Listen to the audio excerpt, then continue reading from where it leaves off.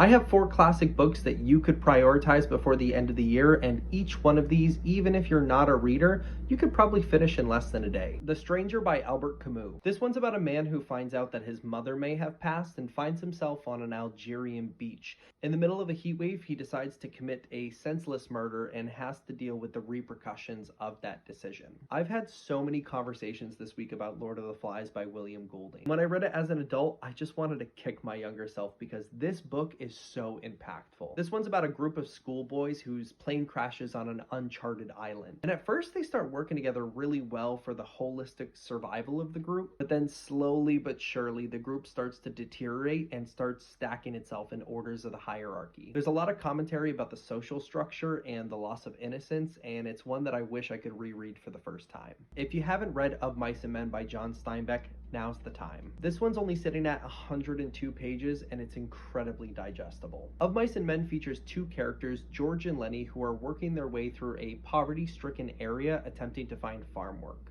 And although they do seem to be the perfect team at first, George is consistently picking up after Lenny and his mistakes due to the decisions based around his learning disability. This one is gut-wrenching and it has a special place in my heart because it was the first classic to make me cry. Lastly, we have White Nights by Fyodor Dostoevsky. If you've ever been curious but afraid of diving into Russian literature, this one, depending on the publication, is around like 50 to 75 pages. This one is about a man in the middle of St. Petersburg who meets a woman and decides to pour all of his love into her. It's about the inner restlessness and social anxieties of unrequited love. This was one of my favorite reads of 2025, and I will not stop recommending it until I'm blue in the face. So there are 4 classics that I would encourage you to prioritize before the end of the year, each one probably taking about a day to read. As always, I'd love to hear your thoughts, so let me know what you think, and happy reading.